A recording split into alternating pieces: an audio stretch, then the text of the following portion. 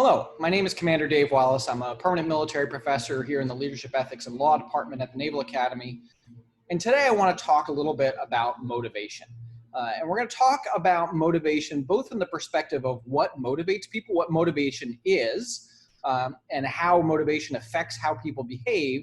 And then also from a leader's perspective of how we can influence motivation and how we can motivate people to do well at work and to do their best at work. Before we do that, we need to talk a little bit about what motivation is and what we mean by motivation. So the first thing I want you to do is think for a second on what does it mean to be motivated? If I say that someone is motivated, what does that mean? We all have that picture in our head, right? Who is that motivated person? And what's it mean that they are motivated? Well, some people might say that to be motivated is to be really dedicated to accomplishing a task and really interested in doing that. A lot of times in the workplace, when we see someone is motivated, we specifically mean that they're motivated towards doing their work, right? And so at the Naval Academy, we might say someone who's motivated is someone who really gets out there and tries to work out a lot and really tries to follow the rules and to get ahead and really tries to be the best military member that they can be and the best midshipman that they can be. And that's where their motivation lies.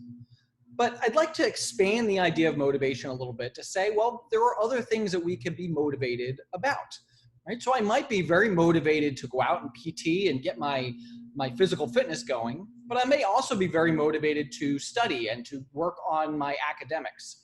I might be very motivated to sit in my room and play Fortnite. I might be really motivated to sleep a lot. I could be motivated towards lots of different things.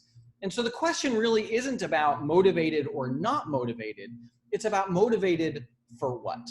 And why is that important?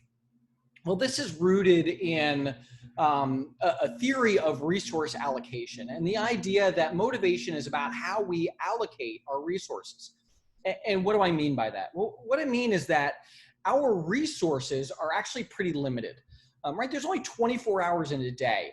Time is a resource that we can use. And so the question for us is, where am I spending my time? There are other resources that we have, right? Our money, our cognitive effort is a big one, right? Our attentional capacity. We can only pay attention to one thing at a time. When we're tired, we have even less capacity. Sometimes in the morning, we have more capacity. Our energy levels are a resource. All of these things are resources, but they are limited. And we as people get to choose where we want to allocate those resources. And we do that with what we call, at least in the theory, an allocation policy. We make a determination about where we're going to spend our resources, our time, our money, our effort. And the question for us as leaders is, are people allocating those resources towards what we might call on-task activities, that is the work that we have asked them to do? Or are they allocating those resources towards what we would consider to be off-task activities? The things that we haven't asked them to do, right? And so in the classroom, this might be, are you spending your resources really paying attention to a lecture and what's being discussed in class? From the teacher's point of view, this is an on-task allocation. Or are you spending time, you have your computer open and you're surfing Instagram or Facebook or some other social media or YouTube or whatever. This was what, from a teacher's perspective, we would consider to be an off-task allocation. So really, it's about this choice. Where am I expending my resources? Am I expending them towards the tasks that the leader has asked me to do, or am I expending them towards off-task activities? That's what motivation is really about. It's about these choices. Now, let's talk about how this works. At the basic, and you've probably heard of Maslow's hierarchy of needs. The idea that we have physiological needs, we have safety needs, we have a need to be loved and to belong, we have a need for self-esteem and for self-actualization. Maslow's idea was that these things all built on each other, and so we would not be interested in self-actualization if we didn't already have self-esteem. We wouldn't have self-esteem if we weren't feeling loved, and we wouldn't be able to feel loved, we wouldn't be motivated to feel loved if we weren't feeling safe. As we've tested Maslow's hierarchy over the years, what we have found is the hierarchy part of this is not really that interesting. And it turns out that that's not really true, right? So someone who has whose psychological needs or physiological needs are not being met, who is hungry, who is thirsty, can still have a motivation towards self-actualization, right? So it's not you must have A in order to get B process. On the other hand, this idea of needs is really important, and we do want to fulfill certain needs. What we find, and maybe what's important for us is from a leadership perspective, is that at the bottom of this rung, this safety and physiological needs, those are really important. When those are not being met, it's really hard for people to concentrate at work. And so for us, a lot of times as junior officers, a lot of our time is spent on making sure that the safety and the physiological needs of our sailors and Marines are being met. I know as a division officer, I spent a lot of time in the ship's admin office, a lot of time in the dispersing office, a lot of times talking to my sailors, making sure that they were getting paid, that everything was okay at home, that they were getting taken care of. Again, even when I was in command, I had a sailor who had a family emergency back at home. And even though this sailor was very mission critical for us, we sent him back home because frankly, if he had this issue going on with his family, he wasn't going to be able to put his full cognitive attention towards work and towards paying attention. He was a person who carried a weapon, and it was really important that he be able to expend all of his cognitive energy towards his job.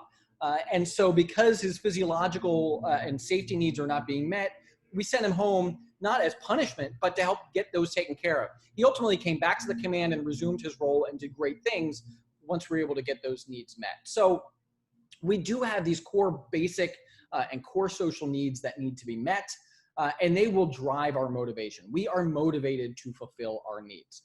However, this is not the end of the story. We're also motivated by our personality and our values. We've already talked in class about personality, right? The ocean model, the big five, this idea that motivation, that personality describes motivation. And what I would be careful of saying here is that personality describes motivational consistency. It describes what our preferences are in terms of our behaviors.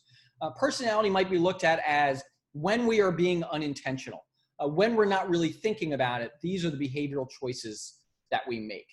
So personality doesn't necessarily drive motivation, and so it doesn't dictate motivation, but certainly we can get some idea about a person's typical motivational feelings or motivational acts by looking at their personality.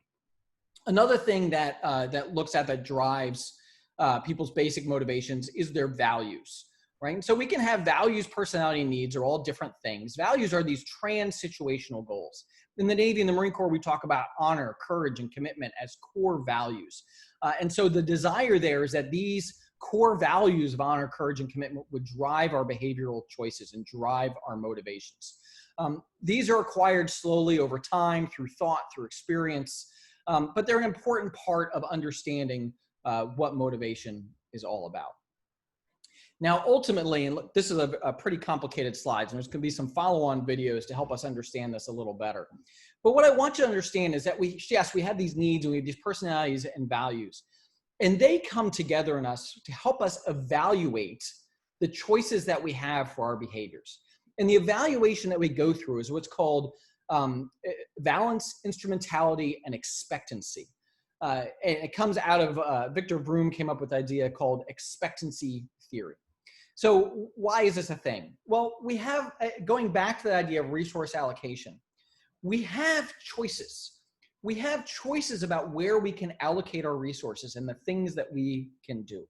And in fact, I go so far, you will hear, and you'll hear throughout this week about intrinsic and extrinsic motivation. Ultimately, we are self-motivated. Our motivation comes from the inside. I view extrinsic motivation as just an attempt by leaders or by people outside, external to us, to try to motivate us internally. But the idea that someone else can dictate our motivation, to my mind, is false. It's really about our own self-motivated choices about what we do and what we don't do, what our choices are in terms of where we allocate those resources. This slide also talks about self-efficacy. Self-efficacy is kind of a fancy psychology term just for confidence that you can succeed in a task. I tend not to want to do things that I'm not confident that I can do. As I build up my confidence for being able to do it, I'm more likely to want to do it. And all of these things lead to an evaluation of my choices and then a decision. This may happen subconsciously. I might not really think about it. Sometimes I get the chance to really deliberate and think through what I want to do, what I want to be spending my time, my money, my effort, my resources on. And then I make a choice. But like I said, a lot of times this happens just automatically in our brain as we just decide what we're going to do throughout the day. But what Victor Vroom said is that this choice is based on 3 different factors. The valence of an outcome of a behavior, right? And so what he particularly wanted to look at is when we view this choice, we tend to look at the outcomes of this choice. And the valence is our own personal perception of how important that outcome is. And then we look at expectancy, which is if I put extra effort into this, will I get the results that I want? And then instrumentality is, will those results lead to the reward that I value? And I really have to have all 3 of these things come together. I have to have this outcome, this reward that I want. I need to know that when I complete a task or when I achieve a certain result, I will get that reward. And then I have to have some expectancy that my level of effort is actually going to get there. So an example of how this comes out. Let's say you're getting ready for finals and it's time to study for your final exams. And you get there and you're trying to decide, okay, should I study tonight or should I just play Fortnite? Which one is it, right? It's a hard decision sometimes. But the exam is tomorrow. All right, let's go through this choice. And the reality is some people go study, some people will go play Fortnite.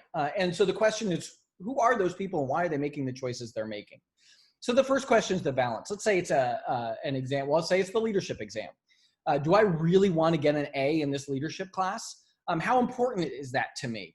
If it's really important, then I might say, well, the valence of that is actually really high. It's important that this reward outcome really has a lot of value for me. Someone else might say, grades aren't really a thing. I don't really care. It's fine. 2-0 and go. I'll take the C. It'll be fine, right? That's a valence question about whether or not we're going to study. And that person who really doesn't care about their grade, less motivated to study, right? You can kind of stop the decision-making process there and say, why bother? It's not worth it to me. Whereas that other person says, no, I really want to get this A. It's really important to me. I value it. I put a high valence on it. I might be more motivated. But that's not the final decision, right? A lot of times when we think about motivation in a non-intentional way, that's where we end, is just on this idea of, well, is it valuable or not? But there's more to it than that. There's also this question of instrumentality. So I'm studying for an exam and I want to get an A in the class. Well, let's say that I come into the final week of class and the instructor has said, you know what, you've all worked really hard over this semester, been really proud of all the work that you've done. So we do have to give a final exam, but it's only going to be worth 1% of your grade. Everything else that we've done up to that now will be 99% of my grade. So now I look at myself and I say, self, I already have the grade that I have. This grade, no matter what I get on it, like even if I do really well, it kind of doesn't matter, right? It's not actually going to get me towards my reward. So maybe I came into the final with a really high grade. Okay, well, doing well on this exam isn't going to help me get a higher than high grade, and 1% doesn't make a difference. Or maybe I came in with a pretty low grade, and okay, well, the marginal effect of this 1% increase in my grade, even if I get 100% on this test, it's not really going to push the needle to where I need it to be to get this reward that I want. That's that question of instrumentality, right? And so that person, you can imagine the opposite case where the instructor says, you know what, we haven't really done a whole lot of work this semester. And so what I want to make clear is that the final exam is worth 96% of your grade. Holy cow. Right now, that person who really wants that high outcome is saying, I need to put a lot of work into this because if I do well on this, it can really get a good grade. But if I don't do well on this, I could really get a bad grade. That instrumentality there, how instrumental is this exam, is your performance on this exam for getting the reward that you want? And then the last piece that we make is also expectancy. Do I think that my effort, do I expect that my effort can lead to the results, the performance results that I want? And here's how to look at this. Again, the same example. Okay, I really want to get an A in this class. This exam is worth a lot of points. So I know if I do well on this exam, I'll get that A. But you know what? I am not a really good studier. And this class is just it's all mud to me. I really just don't understand it. I feel like no matter how hard I work, I'm just not going to do well on this exam.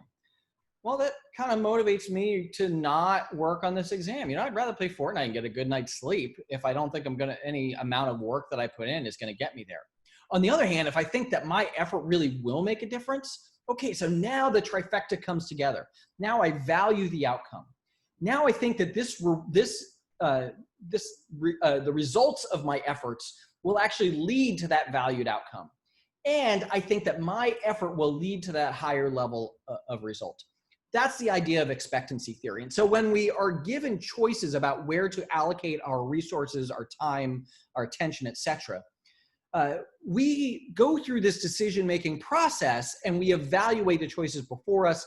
Then that leads to that behavioral choice and the choices that we're going to make. So look, there's going to be a couple more videos on balanced instrumentality and expectancy, because I'll be honest, it's a difficult concept, but it's really core to understanding how leaders affect motivation, by understanding how they affect this decision-making process that people do. So I really want you to take some time with the material and get into it and ask questions about this idea, because I want you to understand how people make choices about the behaviors that they're doing. Because ultimately, that's what's important to us as leaders, is hopefully driving our sailors and Marines towards making the kinds of choices that we want, that coincide with accomplishing the mission, that coincide with the orders that we've given. We want them to do the things, to be committed to doing the things that we need in order to accomplish the mission. And so it's because we can't dictate to people what they're going to do. They need to come to that decision by themselves. And we need to understand that decision-making process in order to see what choices are going to make and try and make guesses or really make predictions about what choices are going to make. And then it also drives our behaviors towards getting them to do the things that we want them to do. And the process that we need to understand for that comes from expectancy theory. It's this process of evaluating the valence, the instrumentality, and the expectancy involved with the choice, and then making that choice.